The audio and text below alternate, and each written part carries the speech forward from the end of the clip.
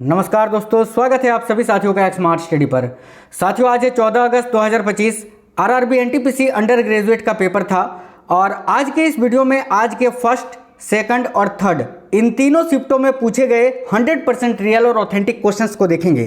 तो जिनका भी पेपर अभी बाकी है उनके लिए बहुत ही इंपॉर्टेंट क्लास है, क्योंकि कई सारे क्वेश्चंस रिपीट हो रहे हैं। और जो साथी लोग आज पेपर देकर आए हैं, चाहे वो थर्ड शिफ्ट में हो, सेकंड शिफ्ट में हो, फर्स्ट शिफ्ट में हो, आप लोग मिला लीजिएगा कि आपने जो आंसर किया था सेंटर में वो सही है या गलत है। तो चलिए बिना देरी किए हुए अपने इस शानदार सेशन की शुरुआत करते हैं। आप देखिए, जिनका पेपर अभी बाकी है आप हमें इस वीडियो के नीचे कमेंट बॉक्स में कमेंट करके ये बता देना कि आपका पेपर कब है और किस शिफ्ट में है। ठीक है साथियों, शुरुआत करते हैं आज के थर्ड शिफ्ट के क्वेश्चन से। सबसे पहले थर्ड शिफ्ट के क्वेश्चंस देख लेते हैं। देखिए, जैसे कि थर्ड शिफ्ट में एक क्वेश्चन ये था, मेक इन इंडिया कार्यक्रम की शुरुआत कब हुई थी बताओ। मैंने अभी कुछ ही दिनों, एक दो दिन पहले ही कराया था आपको जीके जीएस वाले प्रैक्टिस सेट में। अब देखो पूछ भी लिया है। मेक इन इंडिया कार्यक्रम की शुरुआत वर्ष 2014 में हुई थी। देखिए, इसका उद्देश्य जो है ना, निर्माण को बढ़ावा देने एवं संवर्धन के लिए माननीय प्रधानमंत्री श्री नरेंद्र मोदी ने 25 सितंबर 2014 को मेक इन इंडिया कार्यक्रम की शुरुआत की थी। आगे बढ़ेंगे उससे पहले बता दें, आज भी मैंने जीके जीएस के टॉप 70 क्वेश्चन का एक एक्सपेक्टेड क्वेश्चन का सेट अपलोड किया है शाम में 5 बजे। अगर आपने नहीं देखा है तो देख लेना। और प्लेलिस्ट वाले सेक्शन में जाओगे तो आपको प्लेलिस्ट मिलेगा RRB NTPC under graduate classes करके। उसमें जितनी भी क्लासेस हैं सारे के सारे देख लेना सभी। ठीक है, आगे देखिए, नेक्स्ट क्वेश्चन है, भारत की पहली क्षेत्रीय एआई न्यूज एंकर कौन है। अब देखिए, ऑप्शन में अगर लिसा दिया हुआ था तो लिसा करेक्ट आंसर होता, क्योंकि सबसे पहले यही जो है न्यूज एंकर बनी थी, भारत की पहली क्षेत्रीय आर्टिफिशियल इंटेलिजेंस न्यूज एंकर। और अगर 2025 का स्पेशली पूछा था तो अंकिता करेक्ट आंसर हो जाता। आप हमें कमेंट बॉक्स में बताना कि लिसा था या अंकिता था, क्योंकि ये थर्ड शिफ्ट का क्वेश्चन है। जो भी साथी आज थर्ड शिफ्ट में पेपर देकर आए हैं कमेंट बॉक्स में जरूर बताना। देखिए, असम ने लॉन्च की क्षेत्रीय भाषा में भारत की पहली एआई न्यूज एंकर अंकिता मुख्यमंत्री हेमंत बिस्वा शर्मा द्वारा पेश की गई थी, ये याद रखना। आगे देखिए, क्वेश्चन था सीडी का फुल फॉर्म क्या होता है। भाई, सीडी का फुल फॉर्म, सिंपल क्वेश्चन था, इसका करेक्ट आंसर कॉम्पैक्ट डिस्क हो जाता। सीडी का जो फुल फॉर्म होता है वो कॉम्पैक्ट डिस्क होता है। ठीक है, आगे देखिए, नेक्स्ट क्वेश्चन था, राज्य के नीति निर्देशक तत्व का उद्देश्य क्या है। देखिए, राज्य के नीति निर्देशक तत्व यानी डीपीएसपी का उद्देश्य क्या है। तो भाई, इसका उद्देश्य है कि भारत में एक कल्याणकारी राज्य की स्थापना करना और सामाजिक, आर्थिक और राजनीतिक न्याय सुनिश्चित करना। बात करें नीति निर्देशक तत्व की तो अनुच्छेद 36 से लेकर 51 तक में वर्णित है और संविधान के भाग 4 में उल्लेखित है। इसको रूस के संविधान से लिया गया है, ये भी याद रखना, आने वाले शिफ्टों में ये पूछे जा सकते हैं। नेक्स्ट क्वेश्चन था, बंगाल विभाजन के समय भारत के वायसराय कौन थे। बंगाल का विभाजन 1905 में हुआ था और यह निरस्त हुआ था 1911 में।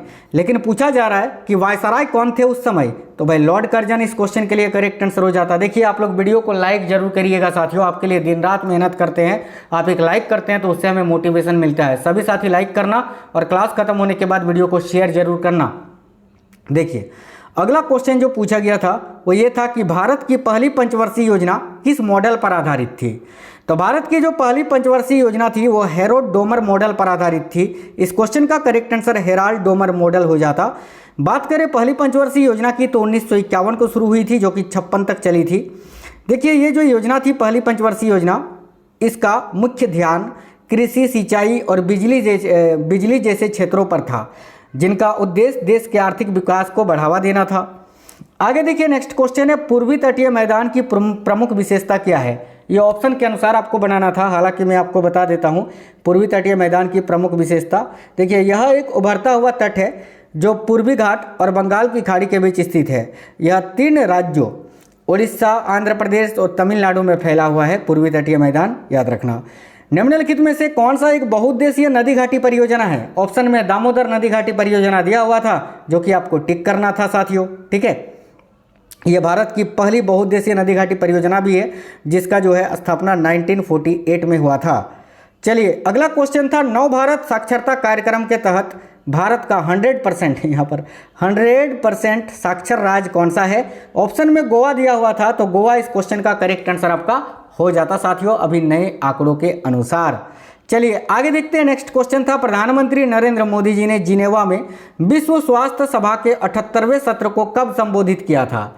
तो प्रधानमंत्री नरेंद्र मोदी ने अभी जिनेवा में विश्व स्वास्थ्य सभा के 78वें सत्र को कब संबोधित किया था? इसका राइट आंसर 20 मई 2025 हो जाता।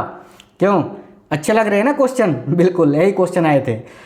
आगे देखिए, नेक्स्ट क्वेश्चन था, भारत में राष्ट्रपति का कार्यकाल कितने वर्षों का होता है? तो भारत में जो राष्ट्रपति होते हैं इनका कार्यकाल 5 वर्षों का होता है। सिंपल क्वेश्चन था, 5 ईयर्स करेक्ट आंसर होता। देखिए तीनों शिफ्टों के क्वेश्चंस देखने हैं, इसीलिए सुपर फास्ट तरीके से आपको क्लास करवा रहे हैं, विद इन सेकंड्स में आपको क्वेश्चंस बता रहे हैं। साथियों जो वीडियो जो है लंबी होनी चाहिए, मैं उसको आधे से भी शॉर्ट में करता हूँ ताकि आपका समय बचे और बचे हुए समय में आप अपना रिविजन करें बाकी के सब्जेक्टों का। देखिए एक क्वेश्चन था, ग्रामीण क्षेत्र के विकास के लिए कौन सा मंत्रालय जो है वो जिम्मेदार है? तो भाई ग्रामीण क्षेत्र के विकास के लिए कौन सा मंत्रालय जिम्मेदार है? तो इसका करेक्ट आंसर होता है ग्रामीण विकास मंत्रालय। तो ग्रामीण विकास मंत्रालय इस क्वेश्चन के लिए आपका बिल्कुल करेक्ट आंसर होता। नेक्स्ट क्वेश्चन था, चुनाव आयोग ने वर्ष 2025 में कौन सा स्थापना दिवस मनाया? ये क्वेश्चंस आज के सेकंड शिफ्ट के पूछे गए क्वेश्चन है। तो चुनाव आयोग ने वर्ष 2025 में कौन सा स्थापना दिवस मनाया? याद रखना 75वां स्थापना दिवस। देखिए चुनाव आयोग की स्थापना 25 जनवरी 1950 को हुई थी। उस हिसाब से 2025 में जो है 75 वर्ष पूरे होते हैं, तो 75वां स्थापना दिवस मनाया था, याद रखना। निम्न में से क्या भारत के संविधान की समवर्ती सूची में शामिल है? ऑप्शन 4 थे, 4 में से एक आपका शिक्षा दिया हुआ था, जो कि करेक्ट आंसर होता, क्योंकि शिक्षा जो है यह समवर्ती सूची का विषय है। चलिए नेक्स्ट क्वेश्चन देख लेते हैं। देखिए आगे क्वेश्चन था, सुंदरबन बायोस्फीयर रिजर्व भारत के किस राज्य में स्थित है? तो भाई सुंदरबन बायोस्फीयर रिजर्व जो है ना, ये भारत के किस राज्य में स्थित है साथियों? देखिए करेक्ट आंसर हो जाता पश्चिम बंगाल में। तो भाई वेस्ट बंगाल इस क्वेश्चन का करेक्ट आंसर हो जाता। आगे देखिए क्वेश्चन था, बिहार की प्रसिद्ध पेंटिंग शैली कौन सी है? तो बिहार की जो प्रसिद्ध पेंटिंग शैली है उसका नाम है मधुबनी। तो मधुबनी इस क्वेश्चन का करेक्ट आंसर होता। देखिए बिहार की सबसे प्रसिद्ध चित्रकला शैली है मधुबनी पेंटिंग, ठीक है, जिसको मिथिला पेंटिंग भी कहा जाता है। याद रखना इसको मिथिला पेंटिंग के नाम से भी जाना जाता है साथियों। एक क्वेश्चन था, देखिए SC ST जनजातीय महिलाओं के लिए पंचायत में आरक्षण किस अनुच्छेद में दिया गया है? यानी किस अनुच्छेद के तहत SC ST जनजातियों के महिलाओं को पंचायत में आरक्षण दिया गया है? तो इसका करेक्ट आंसर होता अनुच्छेद 243 का डी। देखिए भारतीय संविधान का अनुच्छेद 243 डी जो है ये पंचायतों में SC ST की महिलाओं के लिए आरक्षण का प्रावधान करता है। तो करेक्ट आंसर अनुच्छेद 243 का खंड डी जो है आपका बिल्कुल करेक्ट हो जाता। लाइक में कमी नहीं होनी चाहिए, सभी साथी लाइक जरूर करना क्लास को। नेक्स्ट क्वेश्चन था, भारत में किसी भी राज्य में विधानसभा की अधिकतम सीटों की संख्या कितनी हो सकती है? तो भाई भारत में किसी भी राज्य में विधानसभा की अधिकतम सीटों की संख्या जो है वो 500 हो सकती है, 500 से अधिक नहीं हो सकती है। सबसे अधिक उत्तर प्रदेश की है 403, याद रखना। अगला क्वेश्चन है, पद्मनाभ स्वामी का मंदिर कहाँ स्थित है? बहुत ही अच्छा क्वेश्चन ये पूछा था, पद्मनाभ स्वामी का मंदिर कहाँ स्थित है? ये PYQ का क्वेश्चन भी है साथियों। PYQ का जिस टाइम में PYQ सीरीज आपको करा रहा था उस टाइम मैंने ये क्वेश्चन आपको कराया था। तो पद्मनाभ स्वामी का जो मंदिर है ये तिरुवनंतपुरम केरल में स्थित है, ठीक है। तो या तो ऑप्शन में तिरुवनंतपुरम दिया था या तो केरल दिया था, ठीक है। आगे देखिए क्वेश्चन था, इसरो ने अपना 101वां उपग्रह कब लॉन्च किया या कब प्रक्षेपित किया था? इंडियन स्पेस रिसर्च ऑर्गेनाइजेशन यानी इसरो ने अपना 101वां उपग्रह जो है ना ये 18 मई 2025 को लॉन्च किया था। तो 18 मई 2025 इस क्वेश्चन के लिए आपका बिल्कुल करेक्ट आंसर हो जाता। नेक्स्ट क्वेश्चन था, 2025 में मानव विकास सूचकांक का स्कोर 2023 की तुलना में कितना हो गया है? तो अभी 2025 की बात करें तो 0.685 है। ये क्वेश्चन 4 से 5 बार नहीं 5 से 6 बार रिपीट हो चुका है ना। देखिए 2023 की बात करें तो HDI स्कोर जो है वो था साथियों 2023 में 0.676 और अभी 2025 में है 0.685।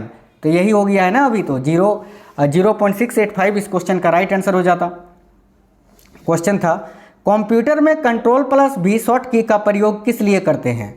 तो भाई कंप्यूटर में Ctrl+V शॉर्ट की का उपयोग जो है ना किसी कॉपी या कट किए गए डेटा को पेस्ट करने के लिए किया जाता है।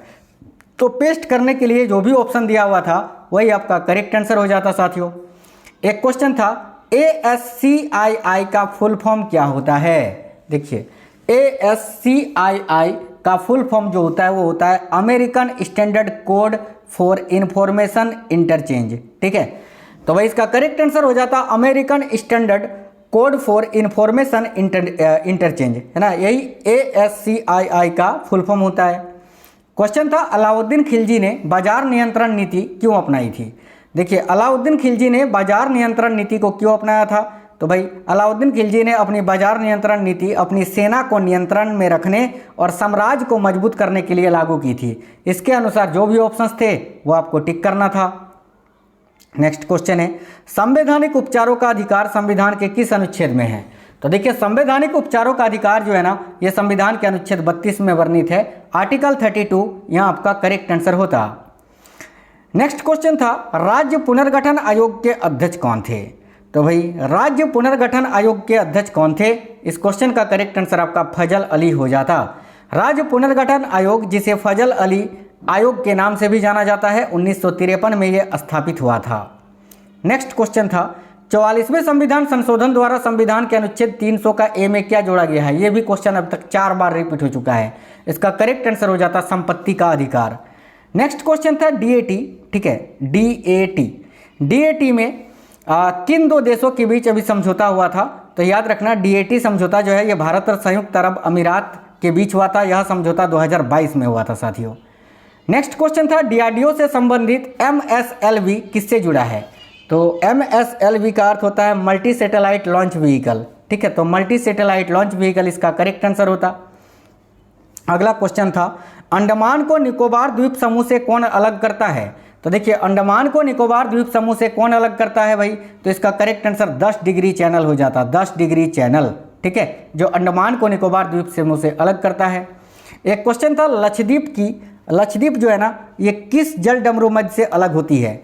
अब साथियों ये किसके साथ पूछा था ये तो नहीं मिल पाया। अब देखिए लक्षद्वीप जो है ना ये मिनिकॉय द्वीप से 9 डिग्री चैनल द्वारा अलग होता है और लक्षद्वीप मालदीव से 8 डिग्री चैनल द्वारा अलग होता है। तो भाई किसके साथ पूछा था ये मैंने दोनों ही आपको बता दिया, जो भी था वो आपका करेक्ट आंसर होता। अब फर्स्ट शिफ्ट के क्वेश्चंस देख लेते हैं आज के। जैसे एक क्वेश्चन था पाल वंश की स्थापना किसके द्वारा की गई थी। तो भाई देखिए पाल वंश की स्थापना जो है ना गोपाल ने की थी। कब की थी, तो 750 ईस्वी में। नेक्स्ट है गीतांजलि किस प्रकार की रचना है। ये वही गीतांजलि है साथियों जिनके लिए रविंद्रनाथ टैगोर को 1913 में नोबेल पुरस्कार मिला था। याद रखना गीतांजलि रविंद्रनाथ टैगोर द्वारा रचित कविताओं का एक संग्रह है। ठीक है, तो इसके अनुसार बिना ऑप्शन के आंसर बता पाना इसका थोड़ा असंभव है। नेक्स्ट क्वेश्चन है जाम्बिया की कौन सी नदी है जो चीन द्वारा अम्लीय अपशिष्ट से प्रदूषित हो गई है। तो भाई जाम्बिया की कौन सी नदी है जो चीन के द्वारा अम्लीय अपशिष्ट से प्रदूषित हो गई है। तो इसका करेक्ट आंसर काफू नदी हो जाता है ना, काफू नदी, जाम्बिया की काफू नदी जो चीन द्वारा अम्लीय अपशिष्ट से प्रदूषित हुई है। नेक्स्ट क्वेश्चन था अग्नि प्राइम मिसाइल की विशेषता क्या है। इसका भी ऑप्शन नहीं मिल पाया था, मैं बता देता हूं। देखिए अग्नि प्राइम जो है ना ये भारत द्वारा विकसित एक परमाणु सक्षम 2 चरण वाली देखिए कैनिस्टर युक्त ठोस प्रणोदक बैलिस्टिक मिसाइल है। इसकी रेंज 1000 से 2000 किलोमीटर है और इसमें उन्नत नेविगेशन और मार्गदर्शन प्रणाली जैसी विशेषताएं हैं। इसके अनुसार जो भी ऑप्शंस थे वो आपको टिक करना था। नेक्स्ट क्वेश्चन है 2025 में भारत के किस हाई जंप खिलाड़ी को मेजर ध्यानचंद खेल रत्न पुरस्कार दिया गया। इसका करेक्ट आंसर होता प्रवीण कुमार को। नेक्स्ट है भारतीय संविधान की 5वीं अनुसूची में क्या उल्लेखित है। तो भाई भारतीय संविधान की जो 5वीं अनुसूची है ना, देखिए भारतीय संविधान की 5वीं अनुसूची में अनुसूचित क्षेत्रों के और अनुसूचित जातियों के प्रशासन और नियंत्रण से संबंधित है, लेकिन असम, मेघालय, त्रिपुरा और मिजोरम को छोड़कर असम, मेघालय, त्रिपुरा और मिजोरम में जनजातियों की बात जो है वो 6वीं अनुसूची में की गई है। याद रखना M23 सशस्त्र समूह किस देश में सक्रिय है जो हाल ही में समाचारों में था। तो इसका करेक्ट आंसर DRC यानी पूर्वी कांगो लोकतांत्रिक गणराज्य हो जाता। नेक्स्ट है उद्योगों में निम्नलिखित में से किस प्रकार के इंसुलेटर का प्रयोग करते हैं। ऑप्शन में अभ्रक दिया हुआ था माइका, यही आपका करेक्ट आंसर हो जाता। आगे देखिए क्वेश्चन था mother Mary comes to me, है ना, पुस्तक के लेखक कौन हैं। तो इसका करेक्ट आंसर अरुंधति राय हो जाता साथियों, याद रखना। चलिए नेक्स्ट क्वेश्चन देख लेते हैं। नेक्स्ट क्वेश्चन है DRDO ने सैप का परीक्षण कहाँ किया। अभी हाल ही में DRDO ने स्ट्रेटोस्फेरिक एयरशिप प्लेटफॉर्म जो है सेप का परीक्षण मध्य प्रदेश के श्योपुर में किया। तो या तो मध्य प्रदेश ऑप्शन में था या श्योपुर आपको दिया हुआ था साथियों। नेक्स्ट क्वेश्चन है, देखिएगा ध्यान से, भारतीय संविधान के अनुच्छेद 19 का 1 का संबंध किससे है? तो अनुच्छेद 19(1) का ए जो है ये भाषण और अभिव्यक्ति की स्वतंत्रता से संबंधित है, याद रखना। अगला क्वेश्चन था, ग्रामीण क्षेत्र के लोगों को कौशल प्रशिक्षण देकर रोजगार प्रदान करने की योजना कौन सी है? तो इसका करेक्ट आंसर साथियों दीनदयाल उपाध्याय ग्रामीण कौशल योजना हो जाता। ठीक है, चलिए आगे देखते हैं। अगला क्वेश्चन था, पश्चिमी घाट और पूर्वोत्तर क्षेत्र में किस प्रकार के वन पाए जाते हैं? तो देखिए पश्चिमी घाट और पूर्वोत्तर क्षेत्र में किस प्रकार के वन पाए जाते हैं? तो उष्णकटिबंधीय सदाबहार वर्षा वन। देखिए ये जो रेड कलर में आपको दिख रहा है ना क्वेश्चन, ये क्वेश्चन मैंने आज पहले शिफ्ट का जो वीडियो आया था उसमें करवा दिया था, ये बाकी के क्वेश्चन। ठीक है, तो जिन्होंने ये क्वेश्चंस देखा है पहले वाला वीडियो सवेरे वाला फर्स्ट शिफ्ट वाला, वो यहीं स्किप कर दीजिए और जो अभी जीके जीएस का सेट आया है जिसमें टॉप 70 क्वेश्चन है उसको जाकर अभी देख लीजिए सभी साथी, है ना। बिल्कुल आगे देखिए, क्वेश्चन था द्वैध शासन का अर्थ क्या है? तो देखिए द्वैध शासन का अर्थ है दो शासकों या प्राधिकारियों द्वारा शासन की शक्तियों को साझा करना। इसे दोहरी सरकार या स्वशासन भी कहा जाता है। देखिए बता दें आपको कि ब्रिटिश भारत में 1919 में भारतीय शासन अधिनियम के तहत प्रांतों में द्वैध शासन को लागू किया गया था। उष्णकटिबंधीय सदाबहार वन कहाँ पाए जाते हैं अगर आपसे पूछा था? तो देखिए उष्णकटिबंधीय सदाबहार वन, जिन्हें वर्षा वन भी कहा जाता है, भूमध्य रेखा के आसपास 5 डिग्री अक्षांश के भीतर पाए जाते हैं। भारत में ये अंडमान निकोबार द्वीप समूह, पश्चिमी घाट, उत्तर पूर्वी भारत, केरल और कर्नाटक के तटीय क्षेत्र और उड़ीसा में पाया जाता है। नेक्स्ट क्वेश्चन था, वह अल्पाइन क्षेत्र कौन सा है जो बर्फ, बारिश और ठंडी गर्मी का अनुभव कराता है? तो देखिए इसका करेक्ट आंसर हिमालय पर्वतमाला हो जाता आपका। हिमालय अगर ऑप्शन में था तो हिमालय होता, और अगर हिमालय ऑप्शन में नहीं था तो स्विस आल्प्स आपको दिया होगा, जो कि करेक्ट आंसर हो जाता। नेक्स्ट है 106वां संविधान संशोधन 2023 का संबंध किससे है? तो देखिए 106वां जो संविधान संशोधन है ये लोकसभा और राज्य विधानसभाओं में महिलाओं के लिए 33% सीटों के आरक्षण से संबंधित है। इस अधिनियम को, जिसे नारी शक्ति वंदन अधिनियम के रूप में भी जाना जाता है, सितंबर 2023 में भारतीय संसद के दोनों सदनों द्वारा पारित किया गया था। नेक्स्ट क्वेश्चन है, भारतीय संविधान के अनुच्छेद 13 का संबंध किससे है? तो वह करेक्ट होता न्यायिक समीक्षा से। देखिए अनुच्छेद 13 में साथियों मौलिक अधिकारों के असंगत विधियां, राज्य द्वारा बनाए गए कानून, पृथक्करणीयता का सिद्धांत, ये सभी उल्लेखित है। सेना कमांडरों का सम्मेलन 1 से 4 अप्रैल तक कहां पर आयोजित हुआ था? तो इसका करेक्ट आंसर आपका नई दिल्ली में हो जाता। ठीक है, आगे देखिए क्वेश्चन था साथियों, डचों द्वारा भारत में पहला कारखाना कहां पर स्थापित किया गया? तो डचों द्वारा भारत में पहला कारखाना 1605 में मछलीपट्टनम, जिसे मछलीपट्टनम भी कहा जाता है, स्थापित किया गया था। यह जो स्थान है आंध्र प्रदेश राज्य में भारत के दक्षिणी पूर्वी तट पर स्थित है। फ्रांसीसी गवर्नर डुप्ले का कार्यकाल आपसे पूछा था। तो फ्रांसीसी गवर्नर जो थे डुप्ले, इनका कार्यकाल जो है वो 1742 से 1754 था, याद रखना। इनका पूरा नाम जोसेफ फ्रांसवा डुप्ले था, जिनका कार्यकाल 1742 से 1754 तक था। साथियों ये थे आज के फर्स्ट, सेकंड और थर्ड तीनों शिफ्ट के क्वेश्चंस, जो कि मैंने सुपर फास्ट तरीके से बहुत ही कम समय में करा दिया। अब आप लोग जाइए चैनल के अंदर और जितनी भी एक्सपेक्टेड क्लासेस हैं जीके जीएस करंट अफेयर्स की सारी देख डालिए। अलग से एक प्लेलिस्ट मिल जाएगा RRB NTPC under graduate classes, उसमें जितनी भी क्लासेस हैं सब देख लेना। और शाम में जो क्लास आया है टॉप 70 क्वेश्चन का जीके जीएस का, उसको जरूर देख लेना। साथियों आप लोग कमेंट बॉक्स में बताना आपका पेपर कब है और किस शिफ्ट में है। वीडियो को लाइक करना, दोस्तों के साथ शेयर करना। मिलते हैं नेक्स्ट वीडियो में। जय हिंद, वंदे मातरम।